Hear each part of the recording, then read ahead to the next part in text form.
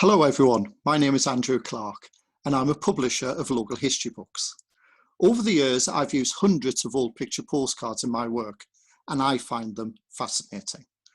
Their photographs provide unique historic records while their messages were used like we send a text or email today. Some of the images on the front of the cards were quite personal and you could compare them with the photographs we now post on Facebook, Instagram or other social media. Here's an early postcard of Durham Road, Low Fell. It was posted in 1905, but perhaps the photograph is a little bit earlier, I think around 1900. To help date postcards, you get good at spotting fashions, clothes people wore, hats or their hairstyles. This postcard is by Orty of Tynemouth. You can see his name on the left-hand side of the card. Photographer Matthew Orty, the founder of the firm in the 1880s, was one of the first in the north of England to produce picture postcards from views around the area. His postcards covered everywhere from Berwick to Harrogate and westwards into Cumberland. Further up Durham Road, here's another Orty card. Trams often appear in postcards and you can see one approaching. I like the people sitting on the side of the road on the left, just watching the world go by and posing for the photographer. This card has a consecutive number from the previous one, 2805, so the photograph is likely to have been taken on the same day.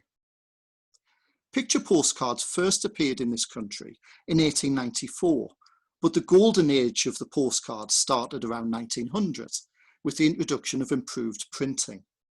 Over 400 million postcards a year were sent in the UK at the start of the 20th century, and by 1918, that figure had doubled. So sending postcards was a fun way to keep in touch with your friends and your loved ones. Here we are inside Orty's studio in Tynemouth. It was claimed it was one of the biggest and best lit studios in England.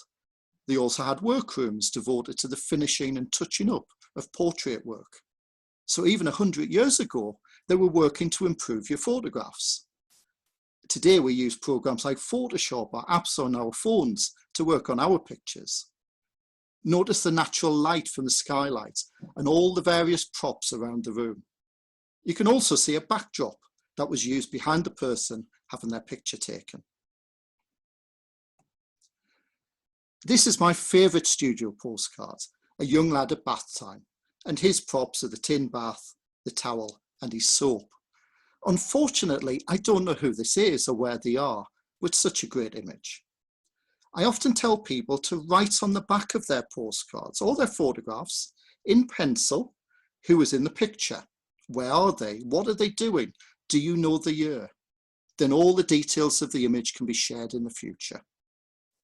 A number of postcard photographers did studio work. This was a time before most people had cameras, so for personal pictures like this, you had to visit the photographer. Here's a postcard of Felling High Street. Going off the hairstyles of those girls on the left-hand side, it's from the 1920s. I love the horse making its way up the street. And on the left is a branch of Shepherds, a famous Gateshead name. This was published by the Gateshead postcard photographer Robert Johnston. On the back of his cards is stamped the Monarch series, and that was the name he gave to his cards. Johnston produced some great images, and there's some collectors I speak to today think his are the best postcards ever published in the North East. Another Johnston postcard, this time Durham Road, Low Fell, 20 years on from the earlier postcard by Orty, and again people are waiting for the tram to arrive. Johnston postcards can be recognised by his style, the box with a caption and number in the left-hand side. This one is numbered 4267. The numbers are consecutive and give a rough idea of the date. Numbers in the hundreds are from early in the 20th century, while numbers like this, around 4000, are from the early 1920s. On the back of this postcard was a message. Weather not very good, but we are making up for all of that. Lots of messages you find talk about the weather. Postcard number 8626, a much later image of the post office at Bilkey. The car you can see is probably the photographer's, and Johnston included his car in many of his photographs. I've seen postcards from throughout Northumberland and County Durham, often with the car placed within the image. Now my favourite Robert Johnson postcard, and it's not a Gateshead picture. It's the rough sea at Tynemouth from the late 1920s. You can see that wonderful building, the plaza, on the far right. Johnston had a number of shops in Gateshead, but in 1946, a fire burnt down his West Street shop and all of his negatives, over 14,000, were destroyed. That's the famous fire that destroyed Shepherd's department store. So all we have left of Johnston's wonderful pictures are the postcards in our collections. Another Gateshead postcard photographer and publisher was Gibson.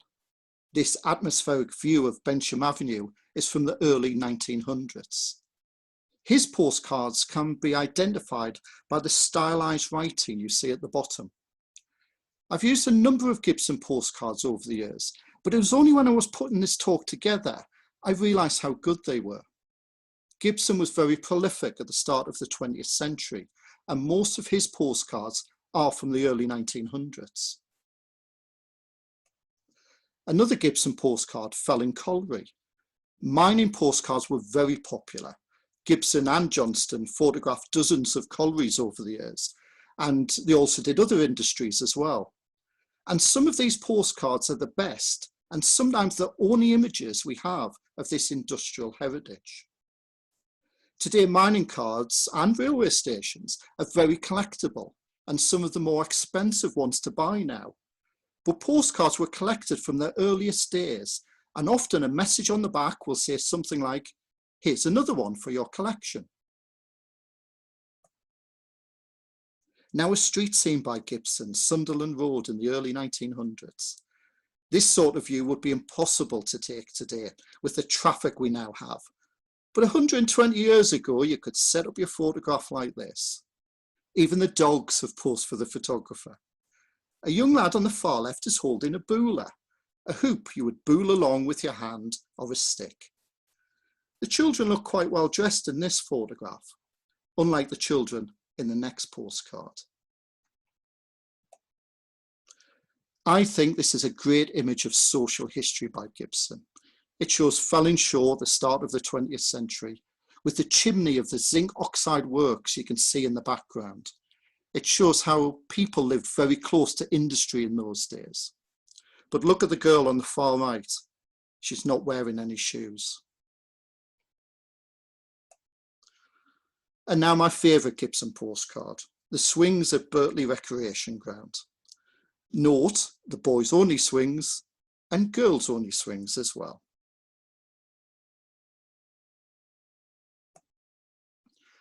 Events were popular subjects for the postcard publisher, and what better than the building of the Tyne Bridge? This is one of a series of cards from this publisher. This one, number 5, is dated the 11th of March 1927. Another in the series of the building of the bridge, number 29 this time, and they are making good progress. It's dated the 11th of January 1928. Postcards showing events often included the dates, which is very handy for us, looking at them 100 years later. And now number 49 in this series, the 6th of September 1928, and the bridge is nearly finished. It shows how busy the quayside at Newcastle used to be. A ship from Bergen can be seen, and there's lots of barrels of cargo lying around ready to be taken away. Here's a modern view of the previous postcard. Postcards are ideal for then and now comparisons and show how things have changed over the past 100 years. Today the quayside is much quieter and a popular place for visitors. Disasters were a favourite subject for the postcard publisher. This card shows the wreck of the Leeds and Newcastle Express train after a derailment at Felling in 1907. Another card showing the wreck of the Express at Felling. Look at all the people in the background watching. What would they be doing today? They'd have their mobile phones out, all taking videos of the scene. Another disaster, this time the aftermath of a gale in Low Fell, another postcard by Robert Johnston. There's no date, but the caption says, "The roof of the house on the right fell upon a man and 2 horses, killing all instantly." Publishers were always producing disaster cards. They were just so popular with the public. As well as train wrecks and gales, I've seen cards showing floods, landslides, fires, and even bombing raids by Zeppelins during the First World War. There were also many postcards produced after mining disasters, and they were often sold to raise funds for miners' families. A more humorous postcard shows an accident that occurred on West Street on the 1st of June 1933. Described as a run on the bank in Gateshead, this was caused by a lorry which crashed into Barclays Bank due to brake failure. Lots of cards were produced of holiday or day trip destinations. There were many postcards showing views of the seaside, and you would have bought them as souvenirs. While in Gateshead, there are lots of images of Saltwell Park. Here's a lovely postcard again from Robert Johnston of the lake at Saltwell from around 1920. And taken on the same day as the previous card, as the number is consecutive, is one of the swings in the park.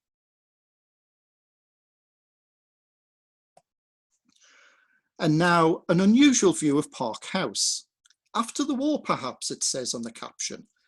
I've seen a number of similar postcards where the publisher has used a trick during the development of the photograph. Here's one of the Spanish city at Whitley Bay, and it says, "When you see Whitley Bay like this, you're drunk." A great souvenir for a day at the seaside. The final postcards I will show are from the First World War. The war saw the peak of postcard sending. Over 800 million were sent in the final year of the war, with more people away from home than ever before. One postcard sent from Low Fell to Cumberland in 1914 had the message on the back, "We are all full of the war." This postcard of the school on Kells Lane was sent during the First World War from a soldier to his wife. The school was occupied by troops at the time, and perhaps he is one of the men in the photo. The message on the back reads, "Dear wife." Not darling wife or dear Margaret or whatever her name was, but dear wife. I know it's not quite the same, but could you imagine someone reading your texts or emails in 100 years' time? I'll continue with the soldier's message. "We are going on all right. We had gun drill today, but some of us are parting tomorrow. Been full of cold today." I mentioned that the weather is a common theme for messages. People's health was another. A number of postcards were produced that showed the camps around the northeast where troops were stationed. This one, sent from the Felling area, has a tongue-in-cheek message on the front. "Our camp is here, it's very queer. We cannot tell you where. The Felling is near, Springwell up here, and Heworth over there. You cannot do better than risk that letter. It's sure to land somewhere. I am there." And now a First World War postcard with the message, "I am thinking of you at Gateshead." This is a generic card, and I've seen this image of the soldier and his sweetheart used several times, with the publisher just changing the name of the place. I've seen the same postcard with Cramlington or Newcastle replacing Gateshead. I think it would have been very touching to receive this postcard from a loved one during the war, and I will end on this image. I hope you've enjoyed my talk. It's not the complete history of all picture postcards, but just a glimpse of why I think they're important. If you have any old postcards at home, have a look at them. See who the publisher is and read the message on the back if there is one. Look at the date stamp to see when it was posted. If it wasn't posted, Look at the people on it and try to guess the year it's from by the fashions or other things in the photograph. It will take you back to a time when the humble picture postcard was a wonderful way of communicating. Thanks for listening, and goodbye.